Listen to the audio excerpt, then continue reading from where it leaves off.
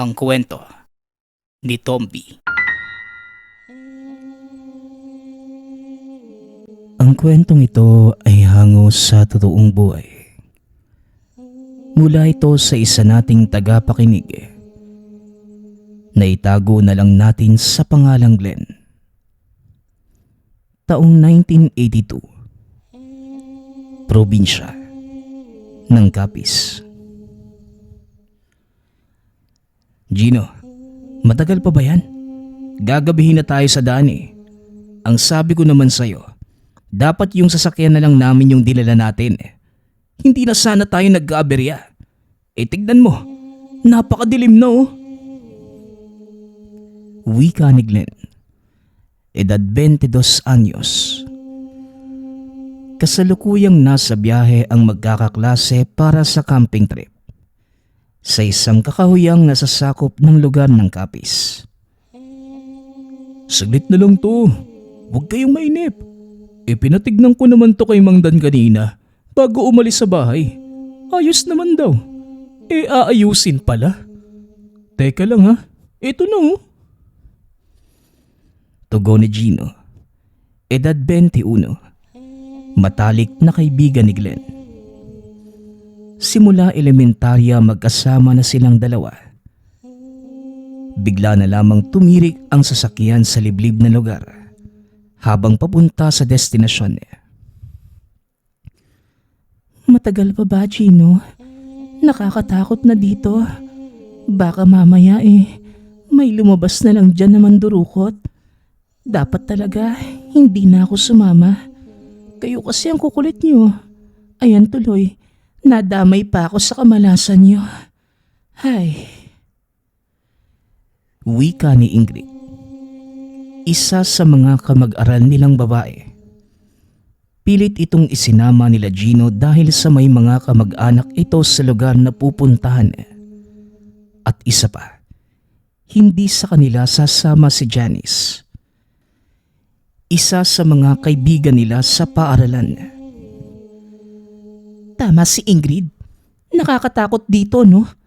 Sana naman maayos yun na yan na makaalis na tayo dito. Iba na ang pakiramdam ko bakit? Umaanda na naman ba yung pag-espiritista mo, Janice? Huwag ka namang manakot. Kita mo nang kinakabahan ako Ano ba kasing problema, Gino? Wika ni Ingrid. Habang nagtatalo ang mga magkakaibigan, bigla silang nakaramdam na malakas na bugso ng hangin. Kasabay ng tila pagdaan ng anino na bigla na lamang nawala sa sinag ng buwan. Gino, nakita mo ba yun? Napakalaking paniki naman yata nun. Wala pa ba? Bilisan mo, tara na! Pagmamadali ni Glenn, mabilis namang pumasok ang dalawa sa sasakyan ng masigurado ni Gino na maayos na ito. Ngunit nang subukang patakbuhin, ayaw pa ring umandar. Kahit ilang beses subukan ay wala pa ding nangyayari. Glenn, mukhang kailangan ng kaunting tulak. Bilisan mo na! Wika ni Gino. Natatakot man walang nagawa si Glenn. Bukod kay Gino, siya lamang ang lalaki sa magkakaibigan. Ngunit hindi ito magawang maitulak ni Glenn. Lumabas pa si Janice para tumulong, habang si Ingrid naman tila sinusumpong na ng hika sa sobrang takot.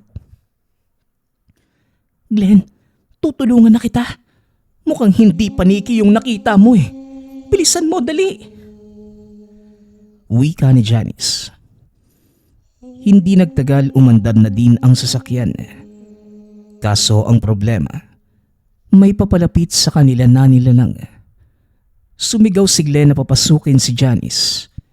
Nang tuluyang makapasok, binilisan na ni Glenn ang takbo papunta sa sasakyan. Gino, bilisan mo! May aswang sa likod! Wika ni Glenn. Pinatakbo ng mabilis ni Gino ang sasakyan. Habang nakikita sa salamin ang nilalang, pilit itong humahabol sa kanila. Mabagsik at nakakatakot ang itsura at putol ang katawan. Nagdarasal naman ng magkakaibigan na sana wag huminto ang sasakyan dahil sa oras na mangyari ito, baka yun na ang kanilang katapusan. Ingrid, kumalma ka. Baka anong mangyari sa'yo niyan? Huminga ka ng malalim. Dahan-dahan lang. Wika ni Janice.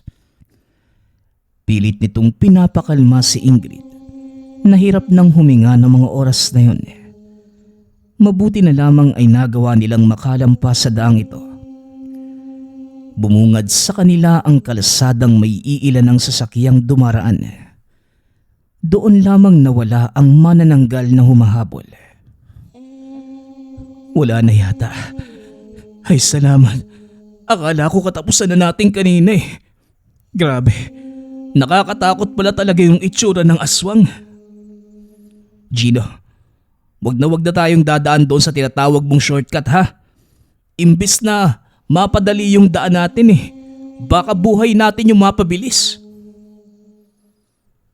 Wika ni Glenn habang naghahabol ng hininga.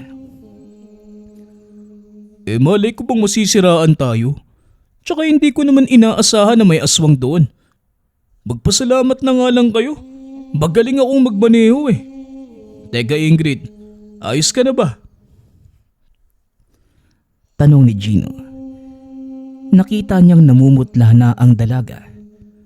Subalit nang makuha naman ni Janice ang gamot, unti-unti nang bumuti ang lagay ni Ingrid. Ilang saglit pa, sumapit na ang bukang liwayway. Teka Gino, malayo pa ba tayo? Nangangalay na ako sa kakaupo eh. Tsaka nagugutom na ako dahil sa humabol sa atin. Sana naman walang ganun sa pupuntahan natin. Ingrid, total may kamag-anak ka naman doon. Meron bang aswang sa lugar nyo? Tanong ni Glenn. Ang dami mo namang tanong Glenn. Isa-isa lang. Tsaka ikaw naman yung pumili ng lugar Isa pa, nandito na tayo. Sayang naman yung biyahe natin kung hindi natin masusulit. Wika ni Gino. 7:00 na nang makarating sila sa lugar nila Ingrid. Masarap ang simoy ng hangin. Amoy mula doon ng karagatan. Ay, sa wakas nakarating din. Tara na, ipapakilala ko kayo sa mga kamag-anak ko. Janice, halika samahan mo ko. Wika ni Ingrid. Ipinarada lamang ni Gino ng maayos ang sasakyan. Sumunod na sa mga kaibigan. Malawak ang tahanan ng kamag-anak ni Ingrid. Payak ngunit maganda ang disenyo. Abay, tignan mo nga naman. Nandito ang maganda kong pamangkin. Kumusta ka na, iha? Tanong ng tiyahin. Natawagin na lang natin sa pangalang Pasita. Mano po, tiya? Ayos naman po. Mga kaibigan ko nga pala. Ano bang pakay nyo dito, iha? Matagal na mula nung huli tayong nagkita Nagkayayaan lang po kaming gumala. Dito po namin naisipang pumunta. Tutal, maganda naman ang kakauyan dito. Tsaka, sakto sa mga hilig ng mga kasamahan ko. Wika ni Ingrid. Matapos maipakilala isa-isa ang mga kasamahan niya, kagad naman silang pinaghanda ng makakain ng tiyahin. Habang sila naman, nasa sala at nagpapahinga. Presko ang hangin at puro puno lamang ang makikita sa labas. Mag-isa lang ba yung tiyahin mo dito? Ang laki ng bahay niya, no? Tsaka, ganito yung magandang bakasyunan. Walang kalapit na bahay. walang maingay. Wika ni Glenn. Mas lalo na kapag napunta kayo sa gubat, mabibingi kayo sa katahimikan. Ha ha ha ha ha. Wika ng lalaking nasa pintuan. Magandang araw po, Tiyo. Mga kaibigan ko po. Mukhang pumapayat po kayo ha. Wika ni Ingrid sa tiyuhin. Kasabay ng pagmano. Tumayo din naman ang mga kasamahan at nagmano kay Tio Conrado. May katangkaran ang tiyuhin. Ay nako, yang tiyo mo. Ewan ko ba kung anong pauso. Panay gulay na lang ang kinakain. Ayaw nang tumikim ng karne. Kahit ihain ko na sa harapan niya, nagbabagong buhay na daw siya. Wika ni Tia Pasita.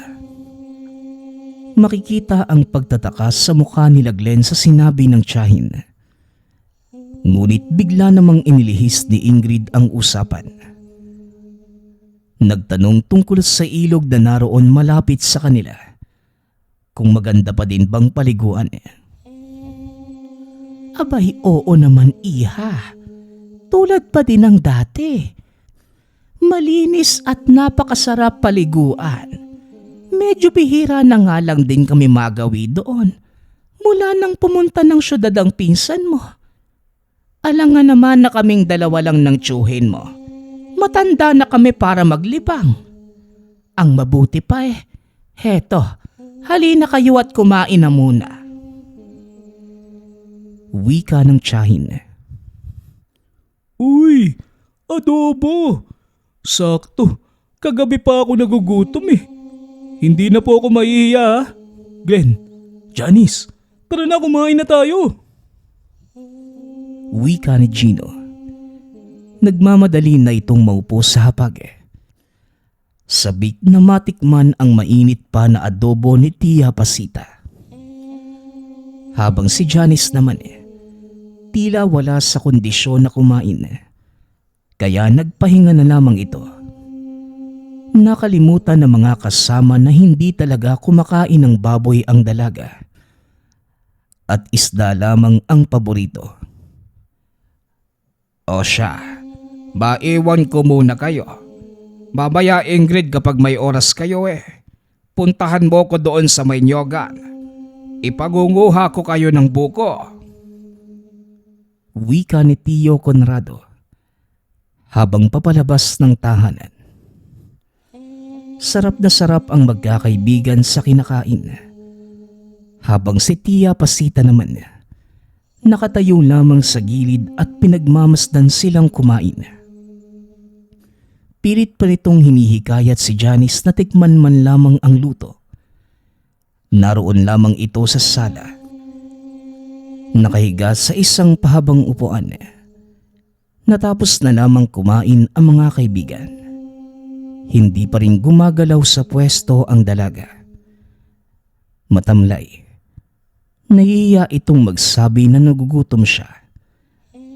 Sa oras na sabihin na ayaw niya ng adobo, baka ano pang isipin ni Tia Pasita sa kanya. Nang ilabas naman ng tiyahin ang kakanin, nabuhayan si Janice. Isa sa mga hilig ng dalaga ang matatamis na pagkain. Oh, kain lang kayo ng kain mga ihot iha ha. Marami pa niyan sa kusina. Hindi naman namin alam na pupunta kayo dito. Kung alam lang sana namin, nakapaghanda kami ng lulutuin para sa inyo. Hayaan nyo, mamayang gabi, ipaghahanda ko kayo ng masarap na nilaga. Wika ni Tia Pasita. Habang kumakain ng panghimagas, may natanaw si Glenn na isang matandang naglalakad. Padaan-dahan sa tahanan at nakatingin sa kanila. Tia Pasita, may bisita po yata kayong paparating Wika ni Glenn. Ngunit ayon naman kay Tia Pasita, Hindi niya ito bisita. Ang matandang nasa labas ay si Aling Basyon na nangongolekta ng kaning baboy sa lugar. Matanda na ito at mabagal kumilos. Nilabas naman ni Tia Pasita ang matanda para iabot ang kaning baboy. May mga bisita ka pala, Pasita. Ang babata at ang gaganda ng kutis. Ang babango pa nila. Wika ng matanda, kasabay ng nakakalokong pagtawa. Aling Basyon, mga pamangking ko po sila. Kaya wag nyo nang pagkainteresan. Binibisita lamang nila kami dito. Tugon ni Tia Pasita. Napatingin naman si Glenn kay Ingrid. Nagtataka ito sa sinabi ng matanda. Ngunit maging ang dalaga, wala ding alam sa sinasabi ni Aling Basyon. Nakita nilang nakatitig sa kanila ang matanda, lalong-lalo na kay Janice. Ngunit nang maibigay naman na ni Tia Pasita ang kailangan ng matanda, kagad din naman itong umalis sa lugar. Tia, parang hindi ko po nakikilala yung matandang yon. Hindi naman siya nagpunta dito noong nagbabakasyon ako eh. Ano pong ibig niyong sabihin na huwag kaming pag-interesan? Tanong ni Ingrid. Hindi mo talaga siya makikilala. Bagong lipat lamang yun dito sa baryo natin. 1 taon na ang nakalilipas. Kamag-anak ng isa sa mga taga rito. Pero ang sabi-sabi, may kakaibang hilig daw yung matanda. Kaya iwas ang mga kabataan sa kanya. Pagpapaliwanag ni Tia Pasita. Anong klaseng kakaibang hilig po ba, Tia? Tanong ni Gino. Ang sabi ng mga taga dito, 1 beses nakita nila yung kumakain ng hilaw na karne sa bahay nila. Hindi ko lang alam kung totoo. Alam nyo naman ang mga chismis.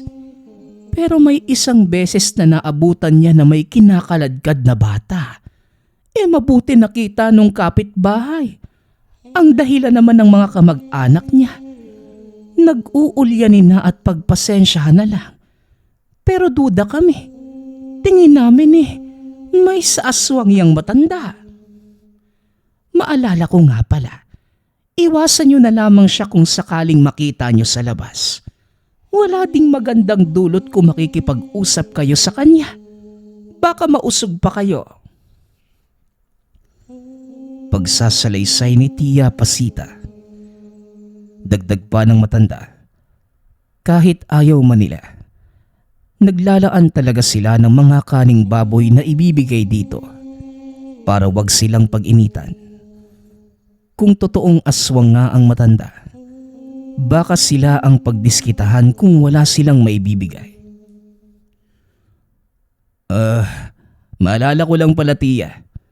Kanina nung nasa biyahe po kami, hinabol din kami ng aswang na manananggal eh. Nasiraan po kasi kami.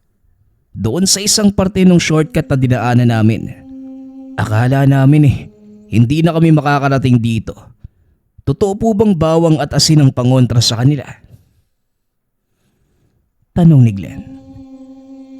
Abay, bakit ngayon nyo lang naikwento? Mabuti at hindi kayo napano.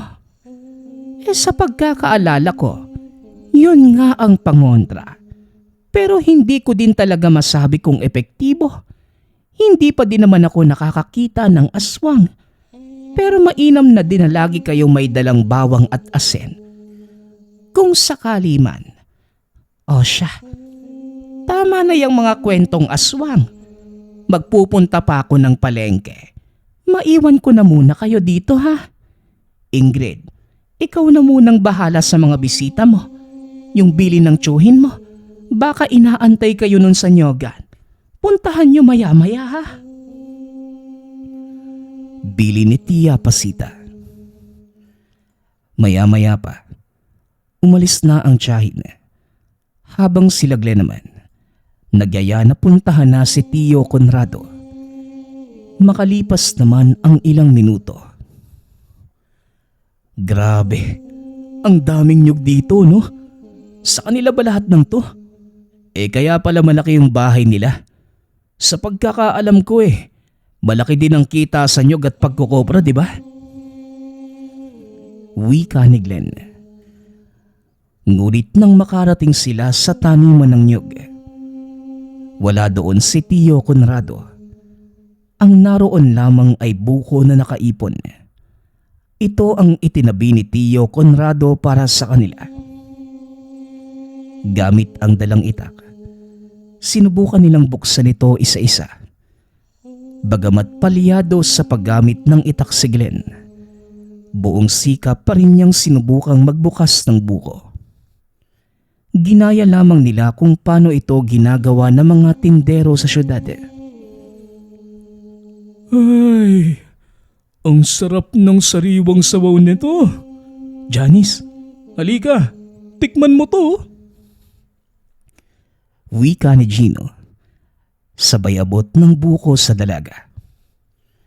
Nalibang naman ang apat na magkakaibigan sa pagkain. Nang makarinig sila ng mga pagsitsit sa kakahuyan, napatingin pa ito sa paligid. Ngunit wala namang tao sa lugar. Sa pag-aakala na maaaring hayop lamang sa kagubatan ang nadinig, nagpatuloy lamang sila sa pag-uusap. Hanggang sa muli silang nakarinig ng mga pagsitsit. Mas malalakas na ito at tila mas papalapit pa sa kanila. Kaagad hinawakan ni Glenn ang itak at pumulot naman ng kahoy na pamalo si Gino. Teka, sinong nandyan? Lumabas ka! Hindi kami natatakot sa mga biro mo, ha? Ang mabuti pa, umalis ka na. May itak akong hawak! Banta ni Glenn. Ngunit walang sino man na lumabas mula sa damuhan niya, kung saan nila nadidinig ang mga pagsitsit. Dito lang kayo, Janice, ha? Titignan ko lang kung sino yung hayop na yon. Wika ni Glenn. Marahan itong naglalakad papunta sa pinagmumula ng sitsit. Sigurado itong may nagtatago sa likod ng damuhan. Ngunit nang hawiin niya ang damo, nagulat si Glenn nang makita ang malaking baboy ramo. Nag-umpisa itong habulin ang binata. Kaya kumaripas na ng takbo si Glenn pabalik sa mga kasamahan niya. Pinagbabato nila Gino ang mga balat at pinagkainan nila ng buko sa baboy. Tuloy-tuloy lamang sila sa paghagis ng kung ano-ano hanggang sa natamaan sa ulo ang baboy ramo. Dahil sa lakas, nagpasuray-suray ang hayop. Nagkaroon ng pagkakataon si Glenn na tagain ito. Tinamaan niya ito ng 2 beses sa may ulo at katawan bago ito tumakas papasuot sa damuhan. Ayos. Tara, buli natin. Masarap yung gawing ulam, di ba? Gusto kong makatikim ng baboy ramo. Wika ni Glenn. Lumakas ang loob nito nang magawa niyang tagain ng hayop. Pakiramdam niya, kayang-kaya na niya itong patayin. Ngunit pinigilan naman siya nila Gino. Baka kung mapano pa sila kapag hinabol ito. Nagpasya na lamang sila na bitbitin ang ilang buko na naroon para iuwi na lamang sa bahay nila Tia Pasita. Hanggang sa mga oras na yun wala pa din si Tio Conrado sa nyogan. Grabe yung ginawa mo dun sa baboy. Kawawa naman. Sa tingin nyo, ayos lang kaya yun? Mabubuhay pa ba yung baboy? Tanong ni Janice. Malalim ang mga sugat na natamo nito mula sa pagtaga ni Glenn. Dagdag pa sa mga pinsalang natamo sa mga pagbato nila. Ngunit ano bang pagpipilian? Kesa naman sila ang masaktan dahil sa pag-atake nito. Pagsapit ng dapit hapon. Ingrid, malayo ba dito yung palengke? Kasi mukhang natagalan si Tia Pasita eh. Anong gagawin natin dito? Pati yung tiyuhin mo, wala pa din. Tanong ni Gino na tila naiinip. Naubos na nila ang buko at ngayon tila muli na naman silang nakaramdam ng pagkagutom. May natira pa kayang adobo? Nagugutom na naman ako eh. Ang mabuti pa, tignan na muna natin sa kusina. Wika ni Glenn. Kagad namang pumunta sila Gino sa kusina at naghanap ng makakain. Nakita naman nilang madami pang kakanin at adobo. Kaya naisipan nilang ipainit muna ito. Teka, wala na tayong bawang at asin. Gusto ko pa naman sanang timplahan pa. Medyo natatabangan kasi ako eh. Sige na, initin mo na lang yan. Baka naubusan na sila Tia Pasita. Kita mo ang nasa palengke pa eh. At saka masarap naman, di ba? Bilisan mo na. Nagugutom na talaga ako eh. Wika ni Glenn. Bigla namang mula sa kwentuhan niya. Napatayo ang magkaibigan ng makarinig ng pagtili. Nagmumula ito sa sala. Tinig ni Janice at Ingrid. Sa labis na pag-aalala, napatakbo ang dalawang binata para alamin ang nagaganap kila Janice. Pagkarating sa sala, maging sila ay natigilan. Nakatingin ang dalawang dalaga sa bintana. Nakita nila si Aling Basyon sa labas ng tahanan. Nakatitig at nakangiti ng nakakaloko. Magandang gabi. Nariyan ba si Pasita? May itatanong lang sana ako sa kanya. Tanong ni Aling Basyon. Wala po si Tia dito eh. Bumalik na lamang po kayo bukas. Gabi na din po eh. Wika ni Glenn. Maaari niyo ba akong papasukin? Diyan ko na lang sana hihintayin si Pasita. Sige na mga iho at iha. Pamimilit ng Ale. Mas lalong natakot ang magkakaibigan sa nadinig. Hindi sila makapagsalita at nanatili lamang sila na nakatingin sa Ale. Abay, may paggabastos pala kayo. Hindi ba kayo tinuruan ng mabuting asal ng mga magulang niyo? Sigaw ng Ale. Galit na ang itsura ni Aling Basyon. Nagkikiskisan ang mga ngipin sa inis. Ang ipinagtataka pa ni Glenn ng mga oras na yon. Sa pagkakaalam niya, napakahina ng matanda kaninang umaga. Ngunit ngayong gabi, tila napakalakas at liksi nito. Mabuti na lamang maya-maya pa, dumating na si Tia Pasita. Ingrid iha, pakibuksan nga ng pinto at mabigat itong dala ko. Wika ni Tia Pasita. Doon lamang sila nakahinga ng maluwag. Sa wakas, naroon na ang tiyahin. Tia, si Aling Basyon po galing dito. Hinahanap kayo. May itatanong daw po sa inyo eh. Nagpupumilit pa ngang pumasok pero bukas naman po ang pinto. Pero hindi naman po siya makapasok. Wika ni Ingrid. Ayon sa tiyahin, tama lamang na hindi sila lumabas at naghintay lamang sa loob ng tahanan Naitanong naman ni Ingrid kung nasaan ang tiyuhin. Simula magpaalam kaninang umaga, hindi pa ito bumabalik. Kagad namang dumiretso sa kusina si Tia Pasita para magluto ng nilaga, maging ng gulay para sa asawa. Ngunit sumapit na lamang ang 10:00 ng gabi. Wala pa rin si Tio Conrado. Hindi alam ni Tia Pasita kung saan ito nagpunta. Basta ang alam niya, nanguha lamang ito ng buko. Pero ayon naman kila Glenn, hindi nila naabutan si Tio Conrado sa Nyogan. Ang naroon lamang sa lugar, yung baboy ramong papasugod sa kanila. Ay nako, ano na naman bang nangyari dyan sa tiyuhin mo? Hindi naman yung ginagabi ng ganito sa kakahuyan. Ano na naman kayang ginawa ni Tio Conrado mo? Ang mabuti pa siguro, puntahan ko na sila kapitan para magpatulong sa paghahanap. Ito ang unang beses na ginabi ang tiyo mo. Nag-aalala na ako sa kanya. Wika ni Tia Pasita. Sinamahan naman ng 4 ang ginang papunta sa kapitan.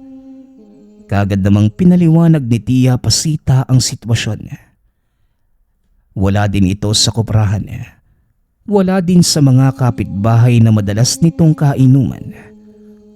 Gusto sana ng kapitan na bukas na lamang hanapin at baka nasabit lang ito sa kung saan. Ngunit nagpupumilit si Tia Pasita na hanapin ang asawa. Kaya kasama ang ilang tanod, sinuyod nila ang kakahuyan.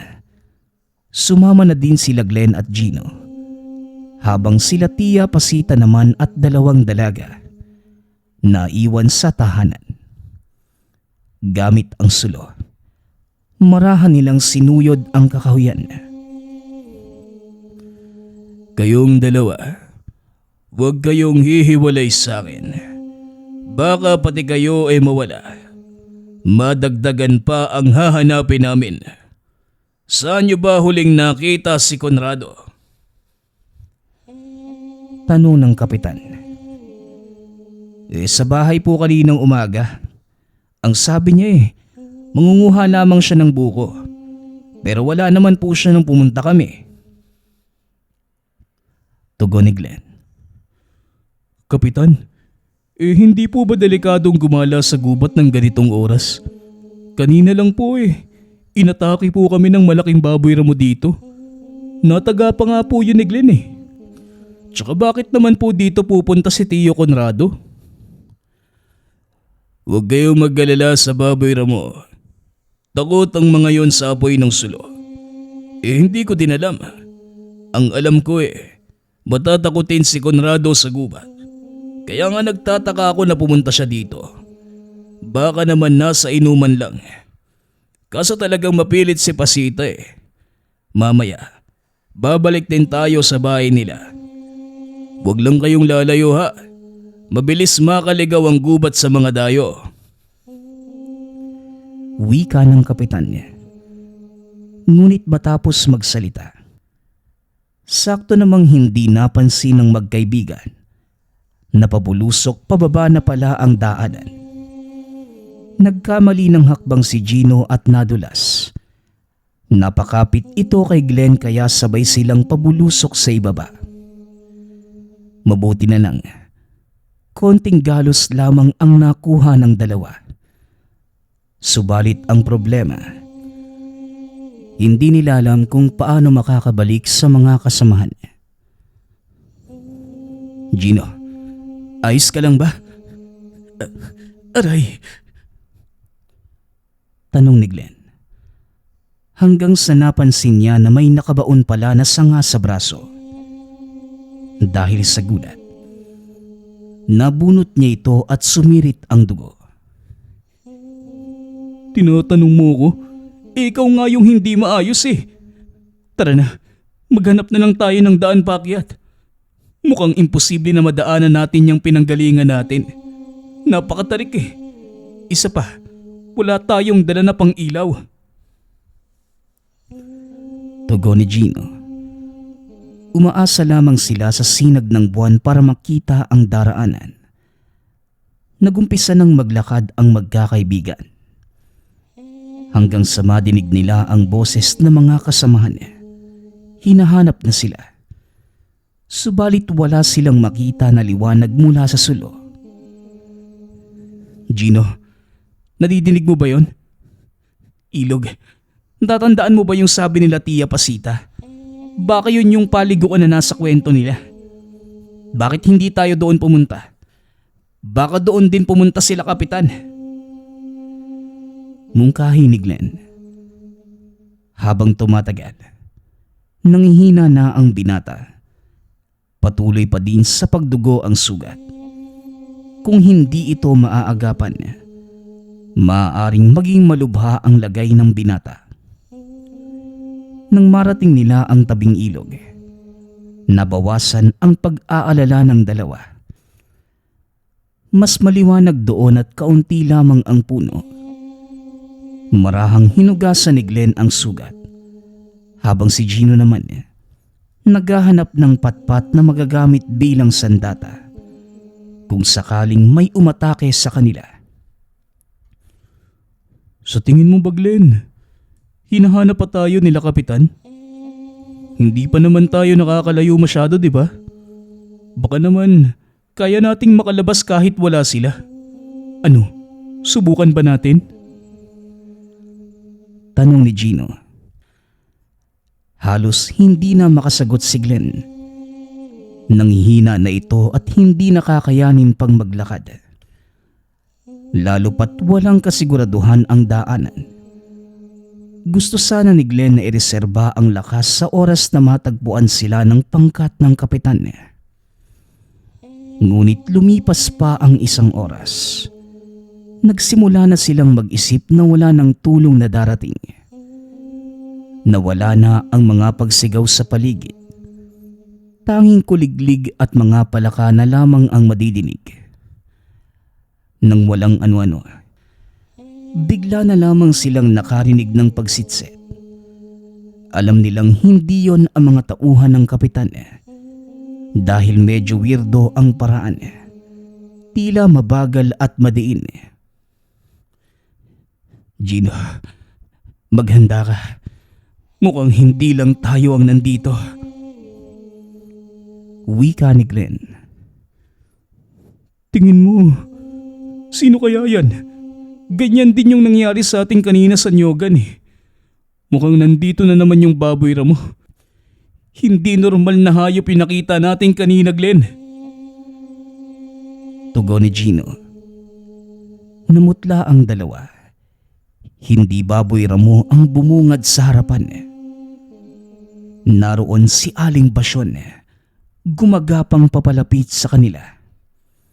Walang damit at tila tinubuan ng kung anong makapal na buhok. Gino, mauna ka na. Iwan mo na ako dito, pare.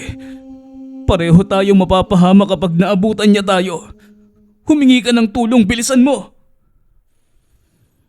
Wika ni Glenn. Sa kalagayan niya, alam nitong magiging pabigat lamang kung sabay silang tatakbo para kahit isa sa kanila ay maging ligtas. Ngunit nagmatigas si Gino. Imbes na tumakas, pumulot pa ito ng mahabang pamalo. Humarang ito sa harapan ni Glenn at buong lakas na iwinasiwas ang kahoy. Natamaan naman niya ang ale. Sinong mag-aakala na dito ko kayo makikita? Mga masasarap ang karne, sariwang sariwa. Hindi na kayo makakaalis pa sa gubat na ito. Lalo pat alam nyo na ang tunay kong pagkatao. Wika ni Aling Basyon. Muling sumugod ang nilalang hanggang sa may tumamang bato sa ulo ni Aling Basyon. Sa kabila ng panghihina at pagkaubos ng dugo, pilit pa ding tumutulong si Glenn. Ngunit malakas ang aswang. Umangil ito at tila hindi man lamang iniinda ang bawat tama ng bato. Nagawa nitong atakihin si Gino at mapatumba. Kaya ngayon, napapaibabawan nito ang binata habang naglalaway. Glenn, pagkakataon mo nang makalayo. Umalis ka na dito. Pipigilan ko siya hanggat kaya ko. Bilisan mo! Sigaw ni Gino. Wala nang nagawa si Glenn. Dalawa lamang ang pagpipilian. Ang tumakas o tulungan si Gino. Ngunit hindi kaya ng binata na pabayaan ang matalik na kaibigan. Kaya imbes na tumakas, buong lakas itong sumugod at nandidiriman. Sinakal niya ang aswang para makaalis si Gino. Gino, bilisan mo. Kunin mo yung pamalo. Patamaan mo sa ulo. Utos ni Glenn. Kaya gamit ang buong lakas, hindi niya pinakawala ng aswang. Kahit anong mangyari. Kumuha ng malaking bato si Gino at buong lakas na ipinukpok sa ulo ng matanda. Kagad namang nawala ng malay si Aling Basyon dahil sa takot ng dalawa na magising ang ali. Tinapon nila ito sa ilog. Hinayaang anurin. Pinagmasdan lamang nila ito habang marahang papalayo sa kanila. Ano? Kaya mo bang gumalaw? Ayoko nang magtagal dito. Baka kung anong nilalang na naman ulit yung dumating eh. Wika ni Gino. Hanggang sa tumaas ang balahibo ng dalawa. Muli silang nakarinig ng pagsitset. Ngunit nakahinga sila ng maluwag nang makita ang kapitan. Mabuti naman at nahanap namin kayo. Buong akala ko kung napano na kayo. Ano ba yung mga narinig naming sigawan dito? May kaaway ba kayo? Tanong ng kapitan. Wala ho yung kapitan. May baboy ramo ulit na sumugod sa amin eh. Pero wala na po. Pinaanod na namin sa ilog. Pagpapalusot ni Gino, nag-aalala sila na baka hindi maniwala ang mga ito kapag sinabi nilang aswang si Aling Basyon at ito ang sumugod sa kanila. O kaya naman, mapaghinalaan silang mamamatay tao sa oras na makita ang katawan ni Aling Basyon. Niyaya na silang umuwi ng kapitan. Ngunit hindi pa rin nila natagpuan si Tio Conrado. Iniisip nila kung anong sasabihin at magiging reaksyon ni Tia Pasita kapag nalamang wala pa din ang asawa. Nang makarating sa tinutuluyan. Magandang gabi, Pasita. Wala talaga kaming nakita Susubukan na lang namin bukas. Isa pa kamunti ka ng maaksidente ang mga binatang to. Sobrang delikado ngayon, lalo pat madilim na. Bukas na bukas hahanapin natin ulit ang asawa mo. Wika ng kapitan. Magkahalong lungkot at galit ang makikita sa itsura ng tiyahin. Nais na nitong magwala ng mga sandaling yon. Ngunit pilit pa ring pinipigilan ang sarili. Nang sumunod na araw, maagang dumating ang mga tao ng kapitan sa tahanan ni Tia Pasita. Walang tulog ang magkakaibigan. Maging ang tiyahin ay walang tigil sa pag-iyak. Ang bakasyon plano ng apat, nauwi sa trahedya. Wala pa din si Tio Conrado. Sinubukan muli ng dalawang binata na maghanap. Maging sa mga kabayanan. Naitanong na nila ito subalit walang nakakalam at wala ding nakapansin. Hanggang sa 2 araw pa ang lumipas. Maging ang kapulisan ay tumulong na ng mas mapabilis ang paghahanap. Makalipas ang 1 linggo.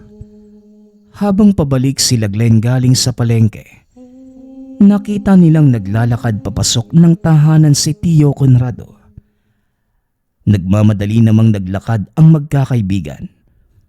Hindi sila nagkamali. Naroon si Tio Conrado at tila gutom na gutom. Akala ko hindi na ako makakatakas. May biglang pumukpok sa ulo ko. Pagkagising ko, nasa kulungan na ako sa gubat. Hindi ko nakilala kung sinong may gawa Pero ilang araw akong naroon. Ang nakakapagtaka lang, hindi na ako binalikan ng nagdala sa akin doon.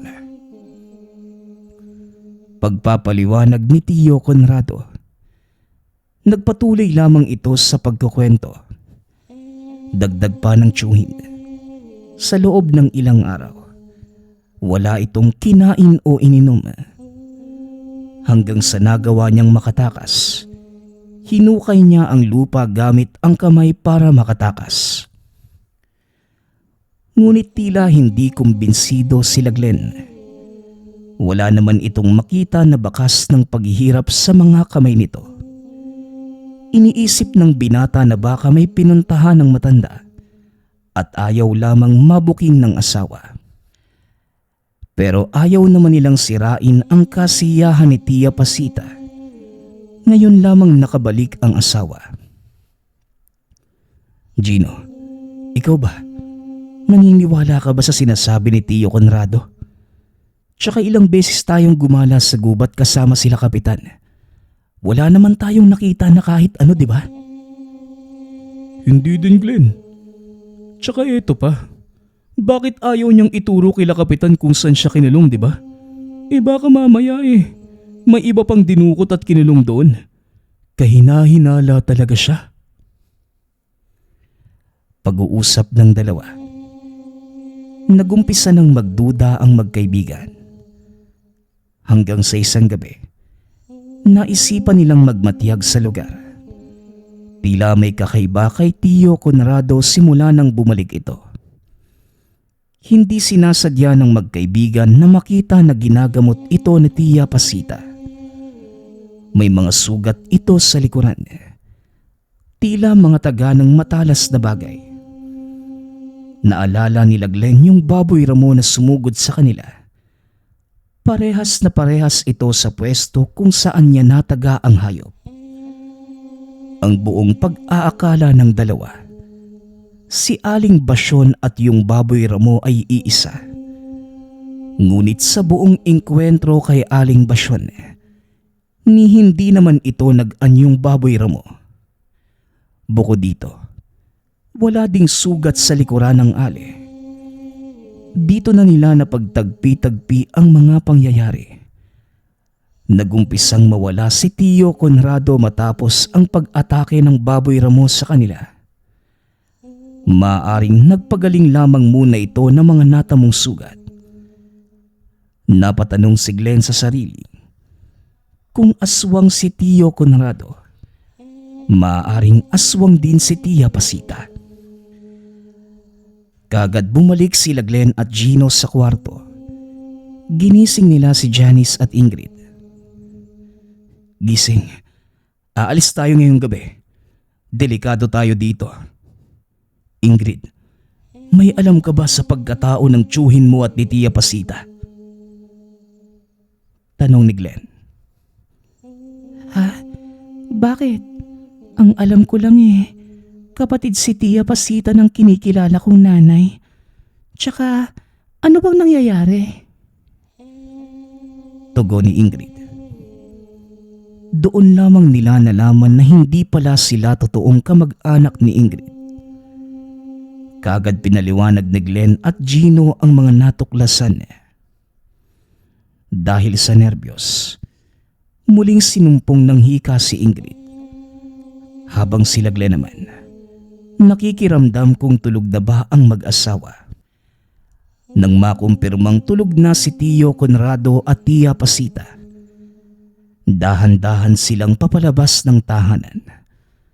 Subalit nang makarating sa pintuan, nakakandado ito, maging ang labasan sa kusina. Anak ng... Ano nang gagawin natin?